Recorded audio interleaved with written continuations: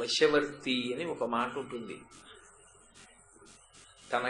తనకన్నా పైన ఉన్నటువంటి వాళ్ళకి, గౌరవనీయులైనటువంటి వారికి, పెద్దలైనటువంటి వారికి, తనకన్నా అధికారంలో ఉన్నటువంటి వారికి మనిషి స్వచ్ఛందంగా తనంత తానుగా వశపడి ఉండాలి. అలా తాను వశపడి ఉండకపోతే దానివల్ల ఉపద్రవం పైన ఉన్న వాళ్ళకి సంభవించదు, ఎవరు వశపడలేదో వాడికే సంభవిస్తుంది.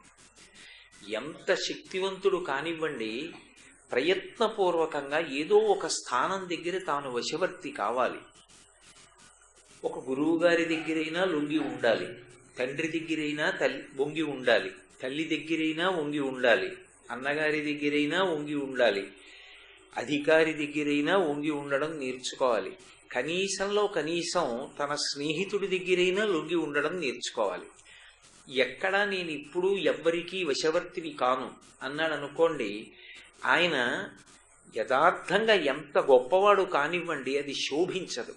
మీకు నేను ఒక ఉదాహరణ చెప్పాలి అంటే, ఉద్యోగంలో చేరినప్పుడు ఎంత చదువుకున్నవాడైనా కావచ్చు, ఎంత సమర్థత కలిగిన వాడైనా కావచ్చు, కానీ తన పై అధికారిని గౌరవించి, అధికారి మాటకి గౌరవం ఇచ్చి, తాను ఆయనకి వశపడి మర్యాదతో ప్రవర్తించడం, మర్యాదతో కార్యక్రమాన్ని నిర్వహించడం చేత కాలేదనుకోండి, యువతలవాడు ఎంత సమర్థుడు కానివ్వండి, పై అధికారి భరించలేడు.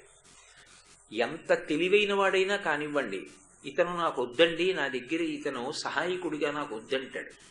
ఎందుకని అంటే, ఏ పని చెప్పినా మీకేం తెలుసు, నాకే తెలుసుదా బాగా అనడం మొదలుపెట్టాడు అనుకోండి, నిజంగా అవతలవాడు తెలివైన వాడైనా అలా అన్ని వేళలా ధిక్కరించడం అనేటటువంటిది యువతల వారికి అంగీకారయోగ్యంగా ఉండదు. అందుకే వశపడి ఉండడము అనేటటువంటి మాట నేర్చుకోలేనప్పుడు అది జీవితంలో అంత శోభస్కరంగా పరిణమించదు. అసలు లోకంలో ఎవరికన్నా గొప్పవాడెవరు అంటే స్వామి హనుమయే. ఆయనంత వేగం కలవారు లేరు, ఆయనలా దూకగలిగిన వారు లేరు, ఆయన లాంటి బ్రహ్మచర్యనిష్ట కలిగినటువంటి వాడు లేడు, ఆయన లాంటి శాస్త్ర పాండిత్యం ఉన్నవాడు లేడు, ఆయన అంత తెలివైనవాడు లేడు, ఆయనంతటి విద్వాంసుడు లేడు, ఆయన అంతటి వాక్యజ్ఞుడు లేడు, ఆయనలా మాట్లాడగలిగినటువంటి వాడు లేడు.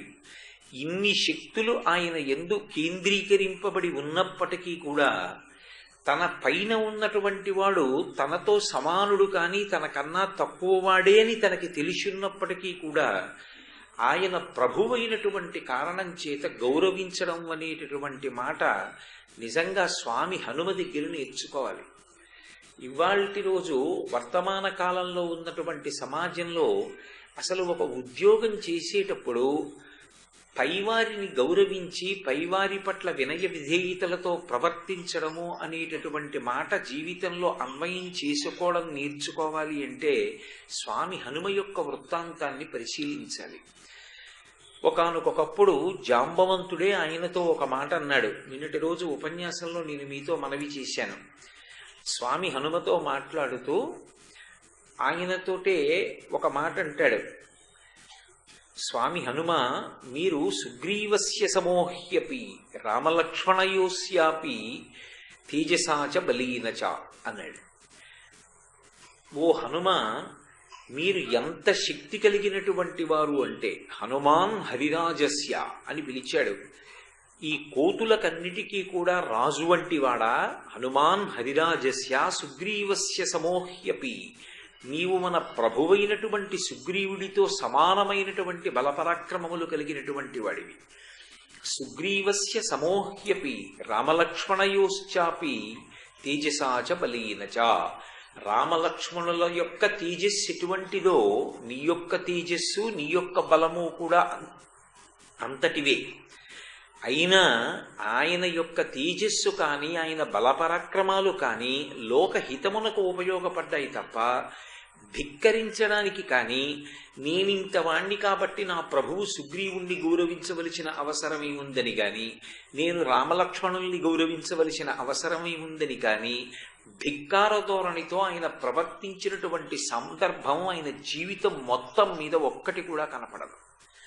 అంత అద్భుతమైనటువంటి వ్యక్తిత్వం. అందుకే హనుమని ఉపాసన చేస్తే సమస్తమైనటువంటి మంగళకరమైన గుణములు అలవడతాయి. బుద్ధిర్యశో బలం ధైర్యం నిర్భయత్వమరోగత అజాడ్యం వాగ్ముటత్వంచ హనుమాత్ స్మరణాద్భవీత్ అంటారు. హనుమని స్మరించినంత మాత్రం చేత బుద్ధి, కీర్తి, బలము, ఆయువు, ఆరోగ్యము, నిర్భయత్వము ఇటువంటి మంచి లక్షణములు అన్నిటినీ మించి జాడ్యం పోవడం లాంటి మంచి లక్షణాలన్నీ సంక్రమిస్తాయి. అంత గొప్ప స్వరూపం హనుమ. హనుమ అంత మంగళప్రదుడు కావడానికి కారణం ఆయన పరమశివుని యొక్క అవతారం. శివావతారమే హనుమ. అందుకే శివుడు మంగళప్రదుడు. శివ అన్న నామానికి అర్థం ఏమిటంటే నిత్య శుభంకరుడు. ఎప్పుడూ శుభములను చేస్తూ ఉంటాడు, ఎప్పుడూ మంగళములను చేస్తూ ఉంటాడు, ఎప్పుడూ శోభనములను చేస్తూ ఉంటాడు. అలా ఎప్పుడూ శుభం చేసేవాడెవరో ఆయనకే శివుడు అని పేరు. ఆ శివుడే స్వామి హనుమగా అవతారం స్వీకరించారు.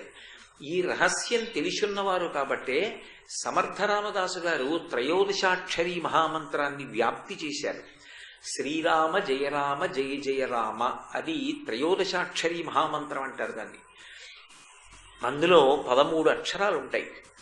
13 అక్షరాలతో ఉండేటటువంటి ఈ త్రయోదశాక్షరీ మహామంత్రాన్ని వ్యాప్తి చేసినటువంటి వారు సమర్థరామదాసు గారు. వారు ఎక్కడికి వెళ్ళినా ఒక మాట అంటుండేవారు, జై రఘువీర అంటుండేవారు.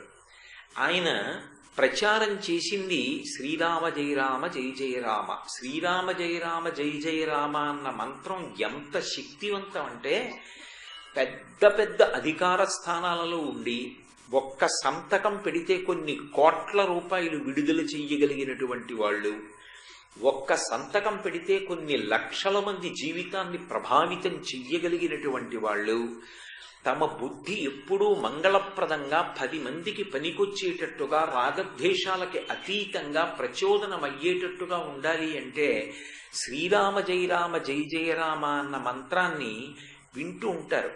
నేను కర్ణాటక గవర్నమెంట్లో పనిచేసేటటువంటి ఒక సీనియర్ ఐఏఎస్ ఆఫీసర్ తాలూకా అధికార కార్యాలయంలో ఆయన కూర్చునేటటువంటి గదిలో నేను ఈ మంత్రం చాలా తక్కువ స్థాయిలో వినపడుతుండగా విన్నాను ఒకసారి. ఆయన్ని అడిగాను, మీరు ఇది ఎందుకు వింటుంటారు అని అడిగాను. అడిగితే, నేను ఒక్క సంతకం పెడితే కొన్ని కోట్ల రూపాయల నిధులు విడుదలవుతాయండి, నేను ఒక్క సంతకం పెడితే కొన్ని లక్షల మంది జీవితాలు ప్రభావితమవుతాయి, అంత శక్తివంతమైన శాఖలో నేనున్నాను. నా బుద్ధి ఎప్పుడూ కూడా వైక్లభ్యం పొందకూడదని, సక్రమమైన రీతిలో అది ప్రచోదనం పొందాలని ఈ శ్రీరామ జయ రామ జయ జయ రామ అన్న మంత్రాన్ని నిరంతరం వింటుంటాను అన్నారు. అది పరమసత్యం. ఎందుచేత అంటే సమర్థరామదాసు గారు 13 అక్షరాలతోటే ఆ మంత్రాన్ని తీసుకురావడం వెనకాతల ఒక పెద్ద రహస్యం ఉంది.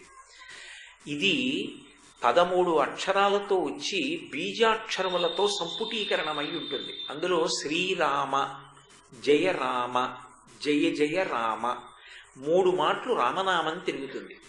3 మాటలు రామనామం తిరిగి మొట్టమొదటి అక్షరం శ్రీకారంతో ప్రారంభం అవుతుంది. శ్రీకారానికి శాక్తేయ ప్రణవము అని పేరు. అమ్మవారి శక్తి అంతా శ్రీకారంలో ఉంటుంది. రామ పురుషవాచకం. శ్రీరామ అనేటప్పటికీ అది సీతారాములిద్దరినీ కలిపి చెప్పినటువంటి మంగళవాచకం అవుతుంది.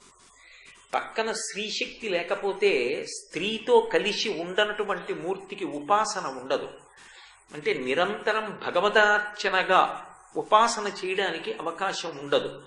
అందుకే దేవతలందరినీ భార్యలతో కలిపి సంకేతిస్తారు. అది ఉపాసనా పరంగా ఉండేటటువంటి రహస్యం. కాబట్టి ఇప్పుడు శ్రీరామ జయ రామ జయ జయ రామ, మళ్ళీ జయ శబ్దం 3 మాటలు తిరుగుతుంది. జయ అని ఎక్కడన్నా 18 అని గుర్తు. దాని చేత సమస్త వాంగ్మయము ప్రతిపాదింపబడుతుంది. జయ అన్న శబ్దం మంగళవాచకం. అందుకే అది అమంగళాలు కలగనివ్వదు. ఇవన్నీ ఒకెత్తైతే అందులో 13 అక్షరాలే ఉండేటట్టుగా శ్రీరామ జయ రామ జయ జయ రామ అన్న మంత్రాన్ని సమర్థరామదాసు గారు తీసుకురావడానికి ఒక కారణం ఉంది. శ్రీరుద్రం అని మనకి యజుర్వేదాంతర్గతంగా ఒక అద్భుతమైనటువంటి అధ్యాయం. ఆ శ్రీరుద్రంతోటే ప్రతిరోజు శివాలయంలో శివలింగానికి అభిషేకం చేస్తూ ఉంటారు. అందులో నమక చమకాలది 2 పాఠాలు ఉంటాయి. ఈ శ్రీరుద్రంలో శంకర అనేటటువంటి నామం అత్యంత కీలకం. ఎందుకని అంటే శం కరోతి ఇది శంకర, ప్రత్యక్షంగా శుభాల్ని తీసుకొచ్చి అందించేటటువంటి వాడెవరో ఆయనని శంకర అని పిలుస్తారు. శంభు అంటే సుఖముల యొక్క ఉత్పత్తి స్థానం. శంకర అంటే ఆ శుభములను తీసుకొచ్చి అందించేటటువంటి వాడు. అటువంటి శంకర అన్న నామం శ్రీరుద్రాన్ని ఘనపాఠంగా చెప్తే 13 మాటలు తిరుగుతుంది. 13 మాటలు శంకర అనేటటువంటి నామము తిరగాలి అంటే శ్రీరుద్రాన్ని ఘనపాఠంగా చెప్తారు. అది ఒక్క ఘనపాఠీలు మాత్రమే అలా చెప్పగలరు. అలా చెప్పగలిగినటువంటి ఘనచేత శంకర శబ్దము 13 మాటలు తిరిగేటటువంటి అద్భుతమైనటువంటి అధ్యాయము శ్రీరుద్రం.